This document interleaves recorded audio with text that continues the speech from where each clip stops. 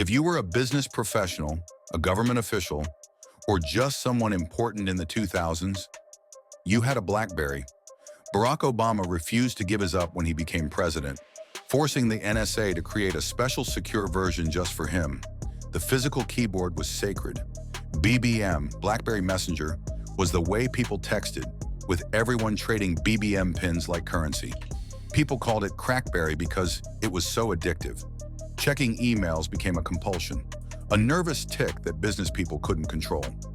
At its peak in September 2011, BlackBerry had 85 million users worldwide and held 50% of the US smartphone market. Then Steve Jobs unveiled the iPhone. BlackBerry's CEOs laughed. "No physical keyboard. Businesses will never use it," they said. Within 7 years, BlackBerry's market share dropped to 0%. Not declining, zero. The phone everyone owned completely disappeared. How does the most dominant smartphone company on Earth go extinct in less than a decade? Act 1, the rise of RIM. The story begins in 1984 in Waterloo, Ontario, not Silicon Valley, but a quiet Canadian university town, known more for its engineering school than tech innovation. Mike Lazaridis, a Turkish-born Greek-Canadian engineering student at the University of Waterloo, won a contract from General Motors to develop a network computer control display system. The catch? He didn't even have a company yet. 2 months before graduation, Lazaridis did the unthinkable. He dropped out of university, took a small government grant and a loan from his parents, and founded Research in Motion with his childhood friend Doug Freegan in a small office above a bagel shop. RIM wasn't glamorous at first. They made circuit boards, computerized display boards, and automated barcode readers for film editing. They even won an Oscar and Emmy for their technical work on film production technology. But Lazaridis saw something bigger: wireless technology. He became obsessed with the idea of mobile communication, believing the future belonged to devices that could send and receive data wirelessly. In 1992, a Harvard MBA named Jim Balsillie came knocking. He initially wanted to buy RIM, but instead invested $125,000 and became co-CEO alongside Lazaridis. The partnership was perfect. Lazaridis was the tech genius obsessed with product perfection, often working 18-hour days in the lab, while Balsillie was the aggressive businessman who drove sales, marketing, and strategy with ruthless efficiency. Together, they would build an empire. Balsillie once said about their partnership, "Mike would invent the future, and I would sell it." The breakthrough came in 1999 with the BlackBerry 850, a two-way pager with email. It sounds primitive now, but it was revolutionary. Push email meant messages arrived instantly without users needing to refresh or connect to a computer. Corporate IT departments fell in love. The device was secure, manageable, and reliable. Business people couldn't put it down. They could respond to emails immediately from anywhere, transforming how work got done. The Crackberry nickname emerged almost immediately, and BlackBerry was just getting started. In 2003, BlackBerry introduced its first true smartphone with phone capabilities. The physical QWERTY keyboard became BlackBerry's signature: fast, accurate typing that touchscreens simply couldn't match. Executives loved being able to type emails with their thumbs while walking between meetings. By 2006, when BlackBerry released the Pearl and BlackBerry Messenger, the company exploded beyond its corporate roots and into mainstream culture. This was BlackBerry's golden age. Act 2, peak BlackBerry. By the late 2000s, owning a BlackBerry meant you were someone. Celebrities couldn't get enough. Barack Obama, Oprah Winfrey, Kim Kardashian, Katy Perry, Justin Timberlake. Even Alicia Keys was named BlackBerry's global creative director in 2013, though that partnership would end awkwardly when she was spotted tweeting from an iPhone. But it wasn't just about celebrity appeal. It was BBM that made BlackBerry a cultural phenomenon. BlackBerry Messenger offered free, encrypted instant messaging through a unique PIN system. Teenagers begged their parents for BlackBerries just to use BBM. Everyone traded BBM PINs at parties, at school, at work. Presidents used BlackBerries. When Obama became president in 2009, he famously refused to give up his BlackBerry. "I'm still clinging to my BlackBerry," he told the press. The Secret Service and NSA had to create a specially modified device, with enhanced security just for him, removing the camera, microphone access, and GPS, turning it into what staffers joked was the world's most expensive email device. If the President of the United States was fighting to keep his BlackBerry, that told you everything about the device's status. The numbers at BlackBerry's peak were staggering. In September 2011, the company reached 85 million active users globally. In 2009, BlackBerry held 56% of the US smartphone market. The BlackBerry Curve was the best-selling smartphone in America. RIM's stock hit $149 per share in 2008, giving the company a market capitalization of $84 billion. Fortune magazine ranked RIM as the fastest-growing company in 2009. Mike Lazaridis and Jim Balsillie became Canadian heroes, homegrown tech titans competing with Silicon Valley giants. BlackBerry wasn't just winning, it was dominating, but storm clouds were gathering, and BlackBerry's leadership was about to make the most catastrophic mistake in tech history. Act 3. iPhone changes everything. January 9, 2007. Steve Jobs took the stage in San Francisco and unveiled the iPhone. Mike Lazaridis was watching from his treadmill at home in Waterloo. He froze. How did they do that? He wondered aloud. The iPhone had a full web browser, touchscreen, music, videos, maps, all on one device. Lazaridis was shocked that AT&T had given Apple such favorable terms. He worried that iPhone users downloading music and video would overwhelm carrier networks and crash the entire mobile infrastructure.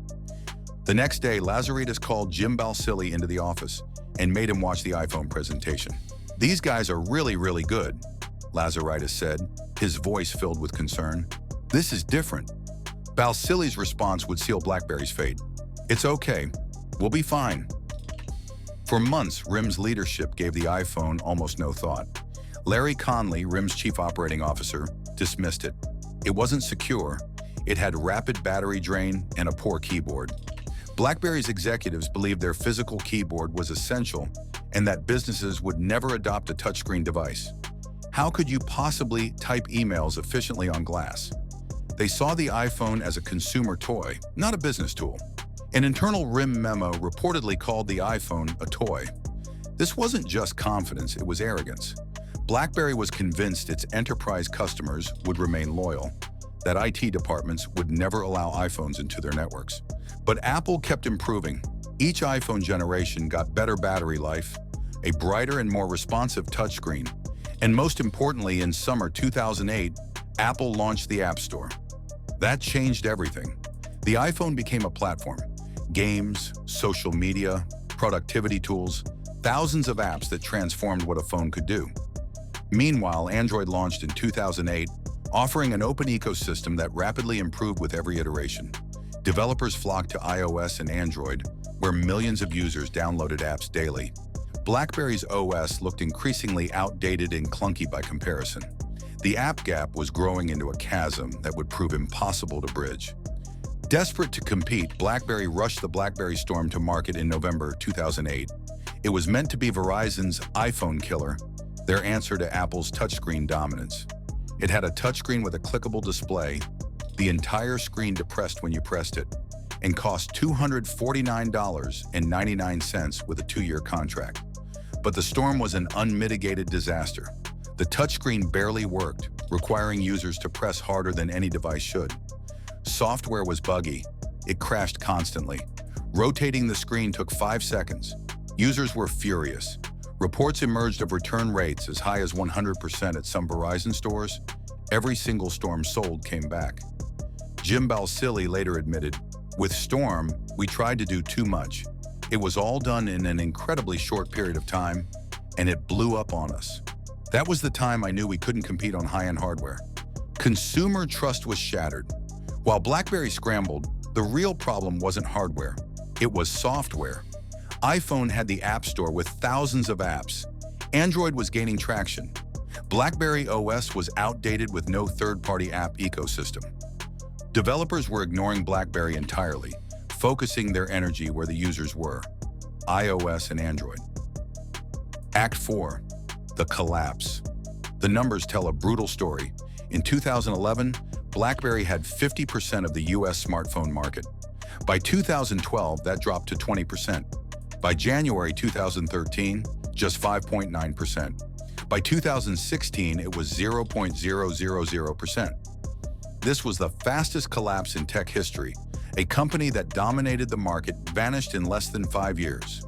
In January 2013, RIM rebranded itself as BlackBerry and launched BlackBerry 10 OS with 2 new devices: the Z10, a full touchscreen phone designed to compete with iPhone, and the Q10, which combined a touchscreen with BlackBerry's signature keyboard for loyalists who couldn't let go. CEO Thorsten Heinz declared it a fresh start, a new beginning for the company. Reviews were mixed. Too little, too late. The fatal flaw? Apps. BlackBerry 10 didn't have Instagram, Snapchat, Netflix, or any major apps consumers wanted. Developers had no interest in building for a third platform with such a small user base. Consumers were already locked into iOS and Android ecosystems, with years of purchased apps and familiar interfaces. Why switch to a platform with nothing? Then came the darkest moment: the October 2011 global outage. On October 10, 2011, BlackBerry services crashed worldwide. Email, BBM, and internet services went down for millions of users across Europe, the Middle East, Africa, India, Brazil, Chile, and Argentina. The outage was caused by a core switch failure at RIM's data centers in Waterloo, Canada, and Slough, England. The backup switch, which should have prevented this disaster, also failed. For 3 days, BlackBerry users were stranded without the services they depended on. Corporate IT departments, BlackBerry's bread and butter, lost faith. What if this happens during a crisis? They asked. Trust evaporated overnight. The outage cost BlackBerry an estimated $50 to $54 million in direct losses. More importantly, it accelerated the shift to iPhone and Android, as companies that had been on the fence about switching suddenly had the justification they needed. Act 5, the sale and exit. On November 4, 2013, BlackBerry announced that John Chen, former CEO of Sibasi and a legendary turnaround specialist known for saving dying tech companies, would become the company's new CEO. Mike Lazaridis and Jim Balsillie were out. The founders who had built BlackBerry from nothing were stepping away from the wreckage. The Fairfax deal collapsed after due diligence revealed the problems were worse than expected, but Chen's appointment signaled a new direction: exit hardware, focus on software and services. Chen's strategy was radical but necessary. "We're going back to our enterprise roots," he declared in 2014. BlackBerry would no longer make phones. The company would focus on enterprise software, cybersecurity, and its QNX automotive operating system. In 2013, BlackBerry made BBM cross-platform, releasing it on iOS and Android. But it was too late. WhatsApp, iMessage, and Facebook Messenger had already dominated the messaging space. WhatsApp, which Facebook bought for $19 billion in 2014, proved what BBM could have been if BlackBerry had opened it up earlier: a global messaging platform worth tens of billions. On September 28, 2016, BlackBerry announced it would cease designing its own phones entirely. Instead, it would license the BlackBerry brand to partners who would take on the risk and cost of hardware.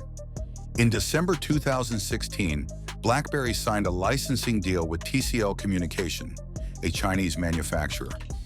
TCL would design, manufacture, and sell BlackBerry-branded Android phones globally. The first was the BlackBerry Key One in 2017, an Android phone with a physical keyboard for the nostalgic fans who still believed in tactile typing. It was a niche product for a niche audience.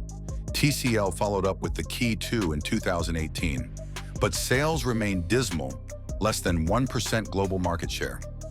BlackBerry's stock trades around $2 to $4 per share, down from its peak of $149.